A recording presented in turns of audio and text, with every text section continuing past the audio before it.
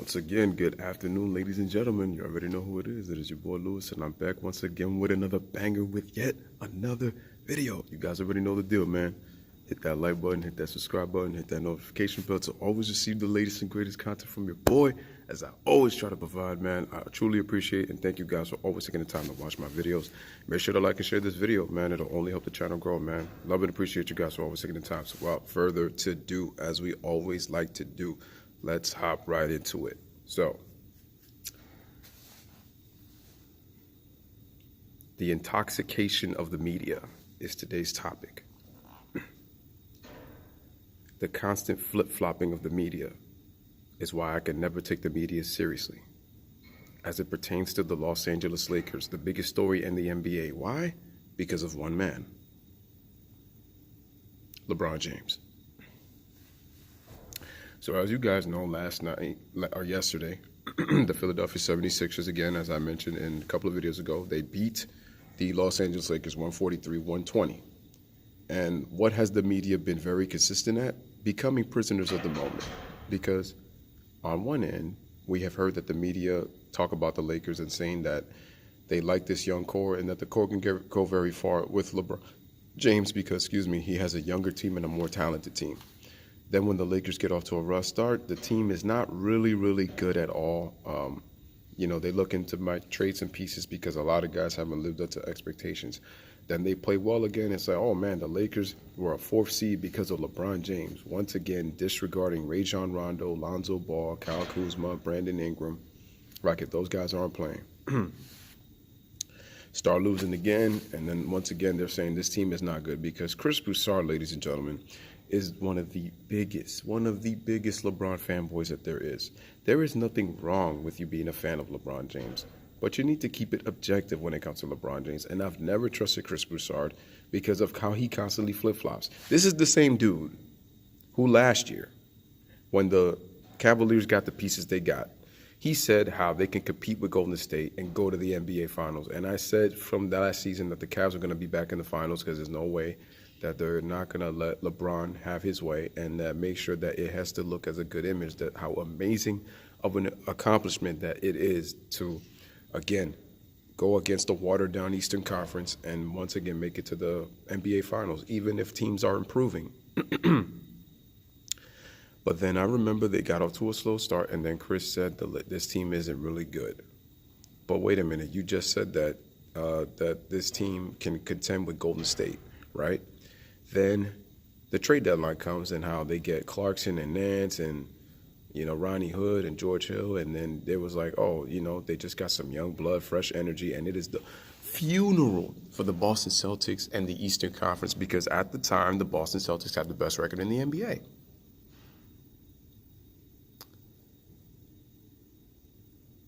What happened in the postseason? They lost the NBA Finals, and they said, oh, there's no way LeBron is getting swept. And I kept saying, there's no way that the NBA is going to allow LeBron James to get swept by the Warriors. There's no way. You got to get one. And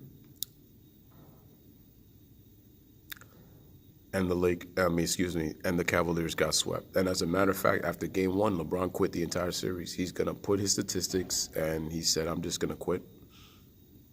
And came out with his wife's scarf on his cast, on his broken hand.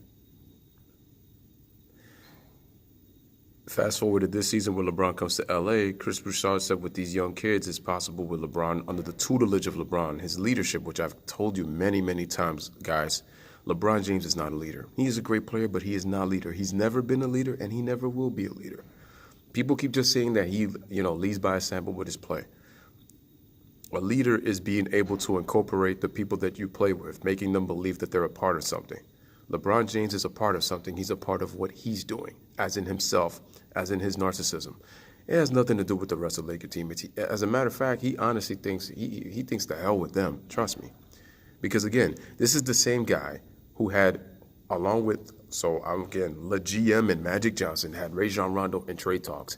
And because he hits a shot against the Boston Celtics to beat them by 1, all of a sudden LeBron says that Rajon Rondo is one of the captains of the team, when you almost had him traded just this entire month while he was out of the lineup. And see, so Cuttino Mobley and Chris Broussard get on Rob Parker. Listen, I am no fan of Rob Parker. I think at times Rob Parker spews in nonsense coming out of his mouth, because this was the same guy that said that Tom Brady was not going to win another Super Bowl during the 2012, and Brady's won a couple of more championships. As a matter of fact, Brady's got 3 more rings, so he has 6.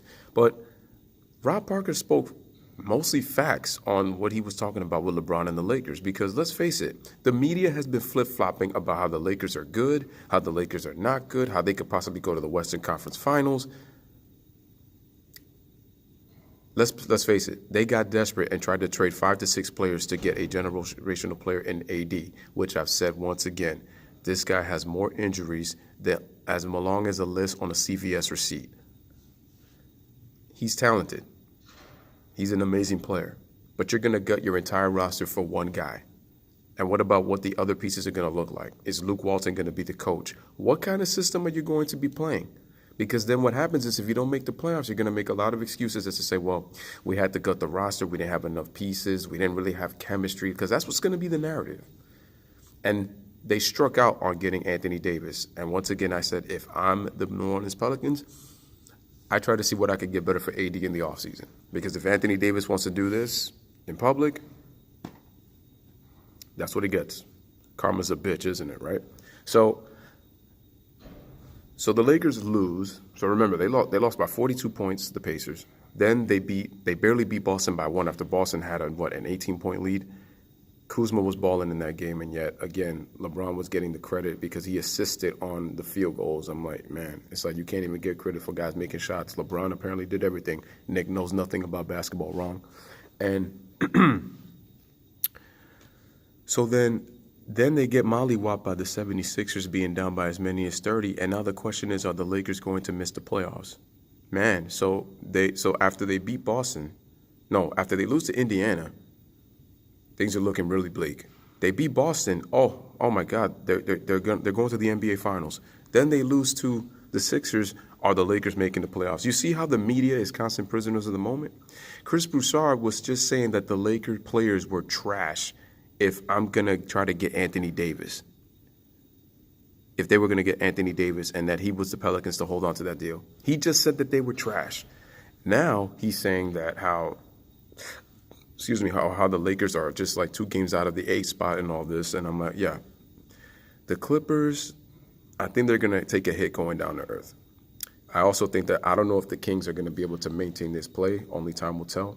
Because I remember the Utah Jazz, they were 14th at the start of the season. Right now, they're currently 7th in the West.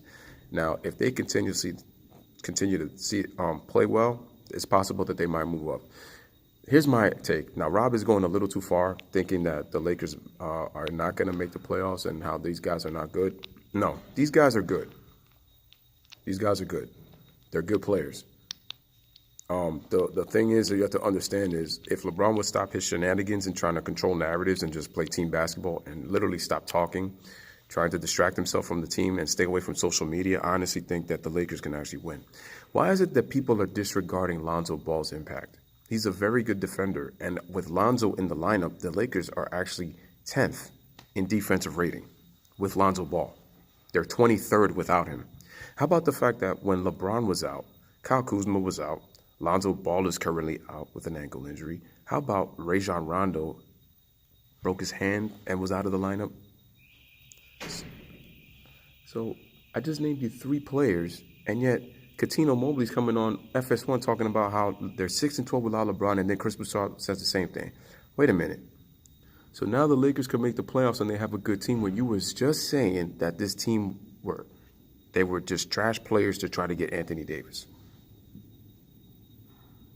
And Rob Parker's right. The way the Lakers are not playing are not very good. If the Lakers really are going to make the playoffs, they're going to have to get their act together defensively. And once again, it starts with your leader. I don't want to hear excuses about how LeBron has to pace himself. If LeBron really wants to pace himself, he stops padding his stats,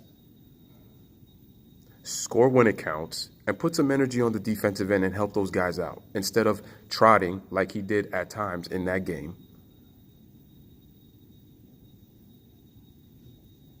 And then just puts his hands up in the air, because that if you notice, that's what he's been doing these last couple of years. That when somebody messes up an assignment or something, There was times in that game where I saw LeBron literally just have his head turned on plays.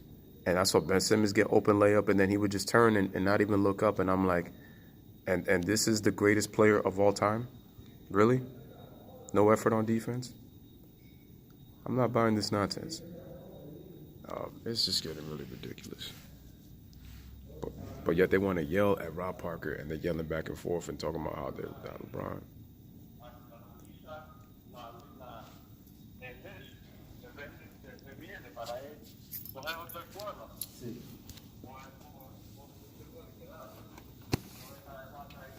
I'm telling you guys, it just really baffles me, man. Like how these media fanboys just again are prisoners of the moment. They constantly flip-flop, and then it's like, then Chris Broussard, how ironic that he talks about how Rob Parker's a prisoner in the moment when LeBron Fanboy has been a prisoner in the moment.